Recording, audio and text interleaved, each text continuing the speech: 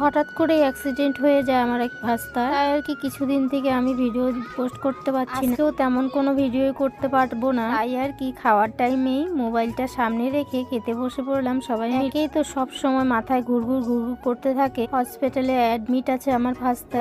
আমাদের কিন্তু সেরকম সামর্থ্য নেই যে চিকিৎসা করব, তো ওকে তো বাঁচাতে হবে। কয়েকদিন থেকে আইসিইউতে রয়েছে আমার ভাস্তা। এটাই সারাক্ষণ মাথার উপরে ঘুরঘুর ঘুরঘুর করতে থাকে। জানো তো আজকে রান্নাটা কিভাবে করেছি? আমি ডাল রান্না করেছি, ভেজ ডাল। কি অবস্থা জানি না, কতবার মানে ডালের মধ্যে লবণ দিয়েছি আমি নিজেই বলতে পারবো না, হয়তো মিনিমাম 4বার লবণ দিয়ে দিয়েছি। এত বড় একটা আটার দলা করে সেটা দিয়েছিলাম ডালের ভিতরে। তারপর আমার মেয়ে বলল, মা লাউ পাতা নিয়ে এসে। তারপর হচ্ছে লাউ পাতা অনেকগুলো এনে সেই ডালের মধ্যে দিয়েছিলাম। তবুও জানো তো এতটা লবণ কাটা, খাওয়াই যাচ্ছিল না ভাতগুলো। কি করব? তারপরে মেয়েকে বললাম কি আর করা যাবে, সেরকম ভাবেই খেয়ে নেয় আর কি। এত লবণ কাটা হলে কি আর ভাত খাওয়া যায় বলো? সেইভাবেই আমি আমার বরকে বললাম, খাও না, কি হবে, একটু কষ্ট করে খেয়ে নাও। দেখো সারাক্ষণ আমাদের মনে ঘুরঘুর ঘুরঘুর করতে থাকে আমাদের ভাস্তাটা কেমন আছে আর ওকে কিভাবে আমরা নিয়ে আসবো, সারাক্ষণ এইভাবেই ভাবতে থাকি। তাই দেখো রান্নাটা কিভাবে করেছি। প্রথমে আমার এক ভাস্তাকে খেতে দিয়েছিলাম, তো ভাতগুলো না খেয়ে চলে যায়, আমি তো বুঝতে পারিনি। ওরা আমার মেয়ে খেতে বসে বলে কি, মা এত লবণ কাটা কেন? ওর জন্য তো ভাই না খেয়ে চলে গেছে। তখন বুঝতে পারলাম যে এতবার আমি লবণ দিয়েছি যে সেটাকে জল দিয়েও ঠিক হবে না। কিছু করার নেই, শুকনা শুকনা করে ভাতগুলো খেতে হবে। আর ওই যে বললাম ডালের মধ্যে লাউ পাতা দিয়েছিলাম, লাউ পাতাগুলোকে একটু সিদ্ধর মতো মেখে নিয়েছি শুকনা লঙ্কা ভেজে। দেখো আমি কিন্তু সেগুলো দিয়েই ভাত খাচ্ছিলাম।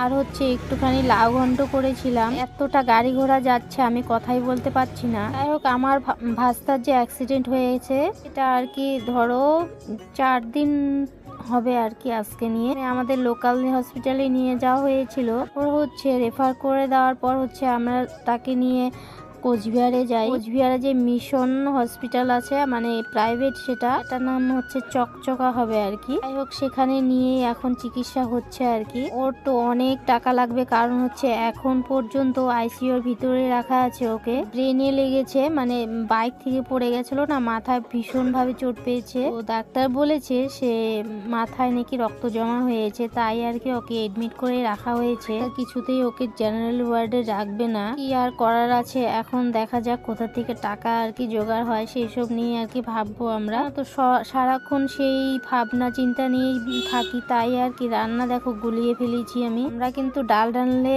আর কি ভেজ ডালটাই রান্না করা হয়। ভেজ ডালটা রান্না করা মানে খেতে ভীষণ টেস্ট লাগে, তাই সবসময় না আমি ভেজ ডালটাই রান্না করি। আজকেও তাই করেছি, কিন্তু কতবার যে লবণ দিয়েছি আমি নিজেই বলতে পারবো না। এতক্ষণ তো তোমরা বুঝতেই পারলে যে কতটা টেনশনে আমি রান্না করেছিলাম। লাস্টে আমাদের পনির এনেছিল, সেই পনিরটা কিন্তু আমি আর রান্না করি। তো সেই পনিরটা রান্না করেছে আমার হচ্ছে বড় মেয়ে। আর মেয়ে বলছিল, মা তোমার আর রান্না করার দরকার নেই, দিদি ভাই রান্না করবে এখন। দেখো আমার মেয়েরা কিন্তু মাথায় হেনা লাগিয়ে বসেছে, কারণ সকাল হয়েছে, সকালে উঠে আর কি হেনাটা লাগিয়েছিল। হচ্ছে আমার অনেকটাই কাপড় ধোয়া আছে আর কি, কারণ হচ্ছে হসপিটালে গিয়েছিলাম, অনেক কাপড় চোপড় বেরিয়েছে, তো সমস্ত কিছুই আর কি ধুইতে হবে। তারপর আর কি করব, তারপর হচ্ছে এই দেখো আমি এইসব খাওয়া দাওয়া করার পর হচ্ছে বাসন যতগুলো আছে সমস্ত কিছু করে তারপরে হচ্ছে কাপড়গুলোকে ধুয়ে বাসন মেজে আমি স্নান করে চলে আসবো। তারপরে রান্নাটা আমার বড় মেয়ে করে দেবে, আর আমি রান্নাঘরে যাব না। যাই হোক বন্ধুরা, আজকের মতো আসছি, টাটা বাই, দেখা হচ্ছে নেক্সট একটা ভিডিওতে। তো যারা যারা আমার ভিডিওটা এতক্ষণ দেখলে তাদের জন্য অনেক অনেক ধন্যবাদ। তো আপনারা বুঝতে পারলে আমার ভিডিওতে একটা হলেও কমেন্ট করে যাবেন। তো আজকের জন্য টাটা। গরম জল ঢালি দিলে গরম জল বয়েল করে একটু শুকাবে।